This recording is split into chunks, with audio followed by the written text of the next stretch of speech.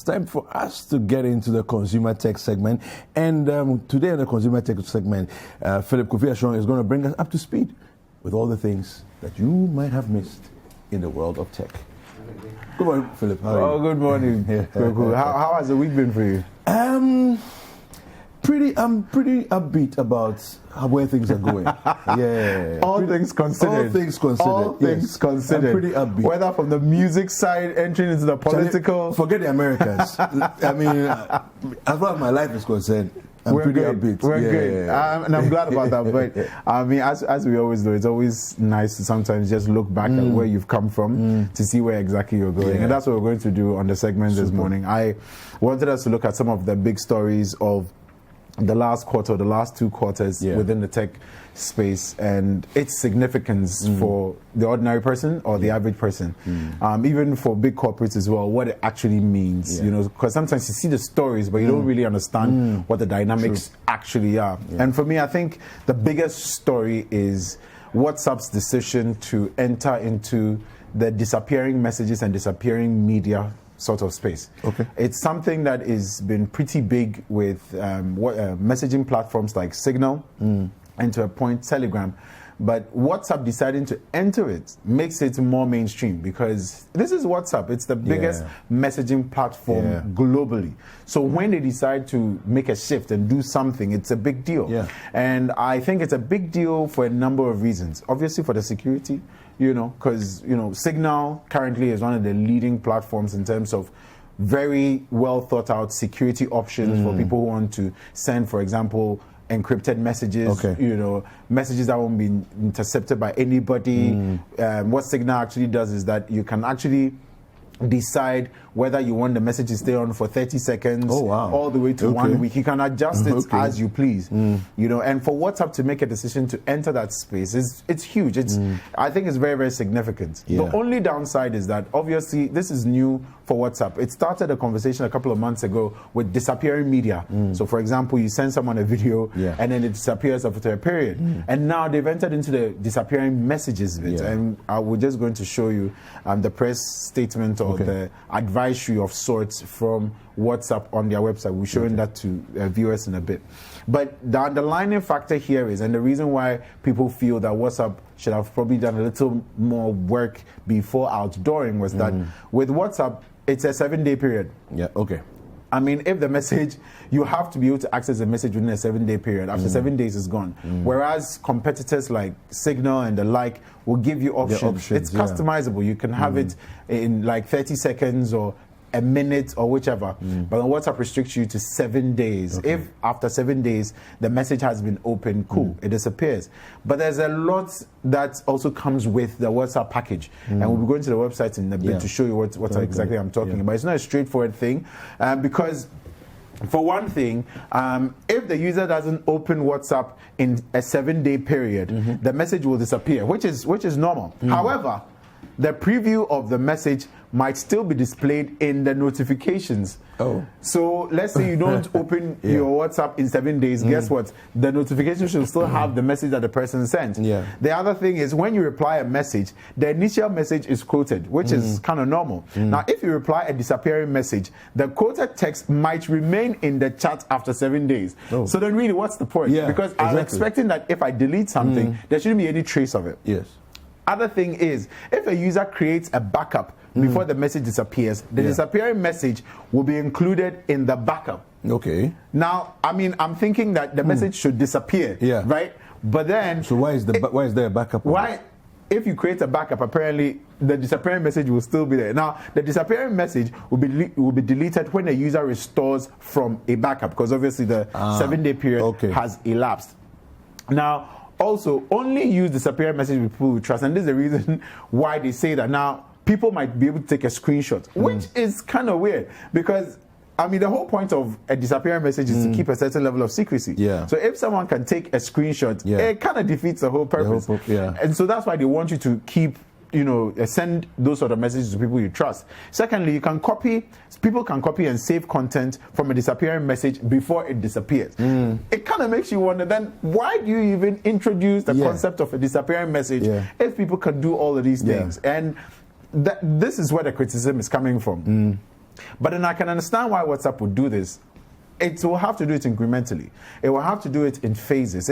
Because imagine if it was like very restrictive and very definitive and things like that. People will rebel, because they might not understand the concept properly. But now, I think that they're going to do it incrementally. They're going to do it in phases, so people can get better adjusted to the concept of disappearing messages. Even though most people are, especially people who use Signal and other platforms like that, I think that because of the sheer size of WhatsApp. I think that is what influences some of these decisions, because there are people from all age ranges, there are people from all economic backgrounds, there are people from all literacy backgrounds who are using it for a number of things. And so to put in a measure like that and make it so widespread and as restrictive as some people who are more security conscious might want it, it kind of poses, you see where the problems probably lie with WhatsApp and why they've decided to take this particular route. And I think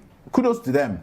I mean, yes, it might not be the all-encompassing solution to disappearing messages, but at least it's clear that WhatsApp is thinking about its customer base. They're thinking about the different ways in which people access the platform, the different age ranges, the different literacy stages and things like that people are, and want to probably introduce it in phases, just so that by the time it becomes full-blown, everybody gets it. Everybody understands it. Because remember, there are lots of other features. WhatsApp Business, for example, is there. There's so many different features, that people are using WhatsApp for. And so to introduce this will mean, a bit of a learning curve for some people. And I think that's why they've taken the routes that they've taken. I have a suggestion. They should also include the Snapchat feature that says, if you take a screenshot of the message that is you'll supposed be notified. I'll be notified. Exactly. Yeah. And I think that is where they will probably have to end up at, because there's no point of putting a disappearing message a feature on if someone can just take a screenshot of it, and I don't know that they've saved it or they've taken it. And I think that it's something that probably they will have to think about. But like I said, these are things that I think they'll be doing in phases, because they clearly understand their user base. They know that there are different people from different backgrounds who are using the platform and might not understand it. The learning curve might be too steep for them, and so they will have to introduce it in bits and pieces. And kudos to them for actually doing it. But it clearly shows you a direction as well for most messaging platforms, whereby security is being taken a little more seriously. Security is being taken a little more seriously. I mean, when you look at a conferencing platform like Zoom, you understand, and the latest in terms of updates that they've had, if you have a Zoom account, you would have received an email within the last 3 weeks talking about some of the advancements and the changes that they've made in terms of security. It clearly shows you that there's a lot more attention being paid to security in terms of messaging between individuals and even groups. And so it's important that WhatsApp also is conscious of some of these changes in the space and adapt themselves accordingly, because I don't know how people will use, I have an idea of how people would potentially use a disappearing message, and for what reason they will want the messages to be disappearing. But it just shows you that someone is sitting around minding the fact that there's a security conversation to be had about this WhatsApp, these disappearing messages. There's a user experience conversation to be had, and that's one of the things that I also think that a lot of the companies, especially in Ghana, who are trying out new technology solutions, should be mindful of. It's not necessarily about what makes you, the developer, happy or what makes you, the CEO of the technology company, happy. It's about the user. What do the users want? How easy is it for the user to be able to adapt to the new technology they're introducing? And I think that this is a lesson for a lot of companies, a lot of individuals who are looking at building technology solutions. It's not just about how cool the technology is, but then how does it reflect in the lives of the people who are using it. Which takes me to my second big topic for the period, which is the collaboration between Google and Apple. Now, we know that between Google and Apple, they've not necessarily been the best of friends. No, they haven't. I mean, they are serious cutthroats, like competitors, and it's interesting within the COVID period, and we talked about this during the COVID period, about something that they wanted to do. It's interesting that they've put their differences aside and decided to forge ahead in one particular direction with COVID. And it has to do with the notifications, the exposure notifications. If you updated your iOS recently, you would have realized within the settings that there is, something for an exposure notification. Same thing goes for most Android users who updated. And that is the story basically announcing it. This is, I believe, from The Verge. I mean, there are other variations of the story, but as you can clearly see there, Apple and Google announced new automatic app system to track COVID exposures. Now, if you remember our conversation from earlier in the year when COVID struck, the two companies are initially going to introduce it as sort of, at least they introduced it as sort of like a third-party thing. And now it's being baked into the operating system. So this is an operating system thing. Initially, it was just sort of like an app of sorts that you're going to. This has been integrated in the operating system. Wow. What it means is that both companies will have more control over some of these things, and it doesn't need to depend on a third-party app. So the first update that we saw required, for example, in Ghana, if it was functioning the way we think it should, the symptom tracker app.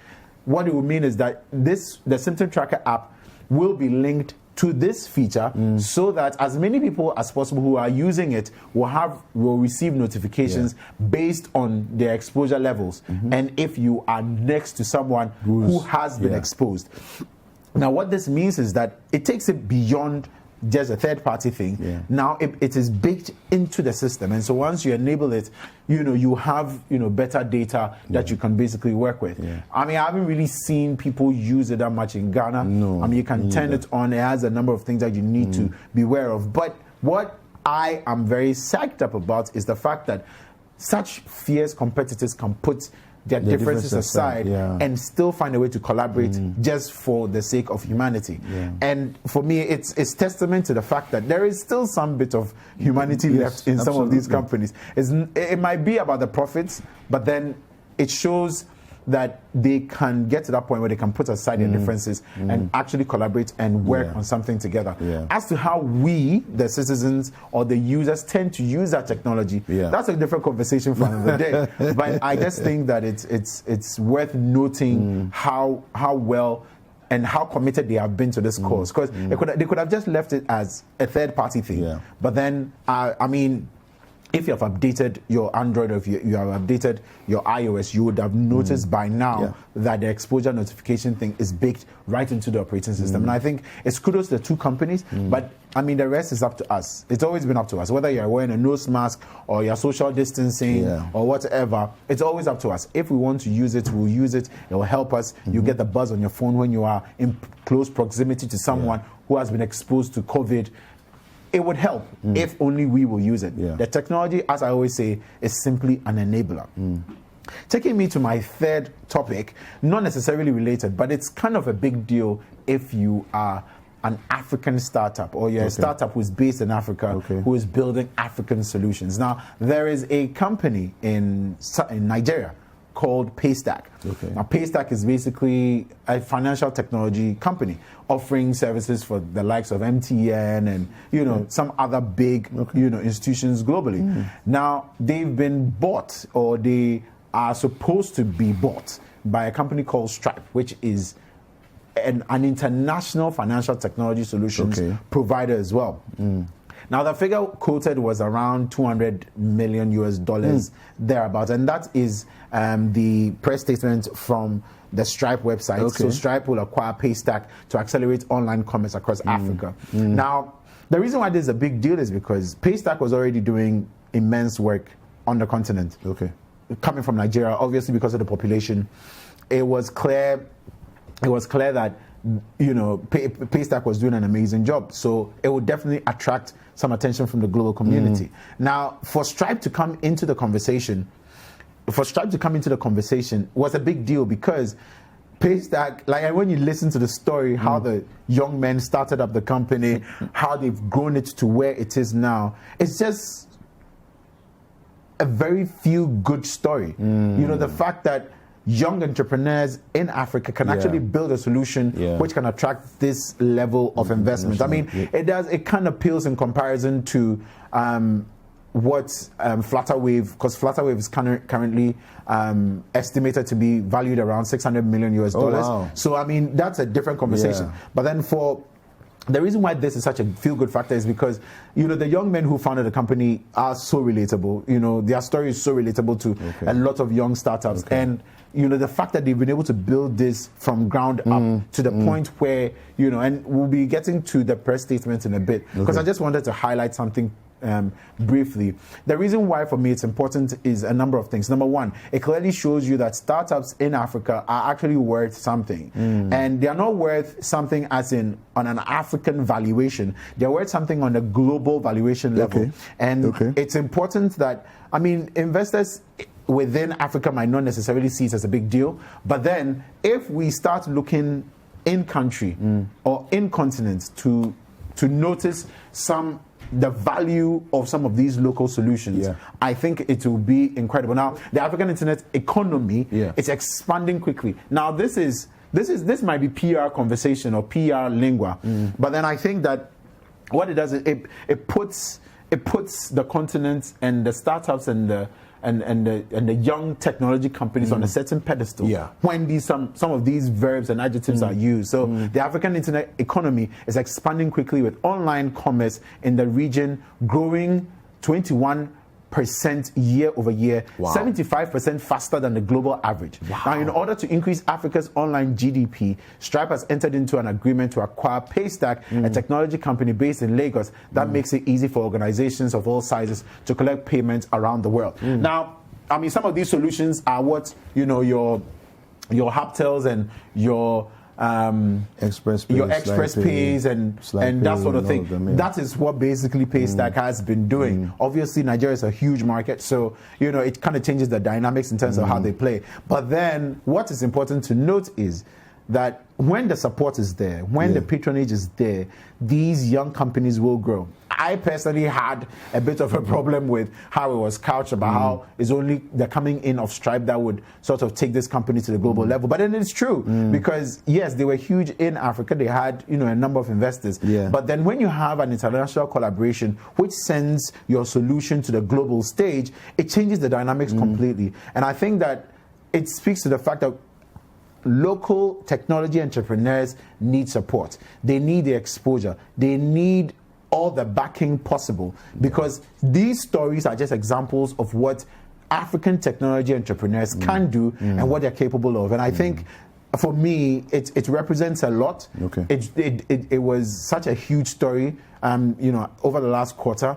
And I just think that moving forward, when we believe in the local technology entrepreneur and the solutions that they are, because some of them, yes, might be questionable, but then some of them do need the support. Some of them have shown just how good they are. And yes, we might have a few problems here and there, but I think that as we move along, if the space is given for them to improve, I think that we can only get better from here. So for me, these are my three biggest stories. WhatsApp and its foray into the disappearing messages and disappearing media thing. Paystack obviously being purchased by Stripe, and the whole fintech community, because fintech is a growing, it's huge in Ghana and it's huge across the continent as well.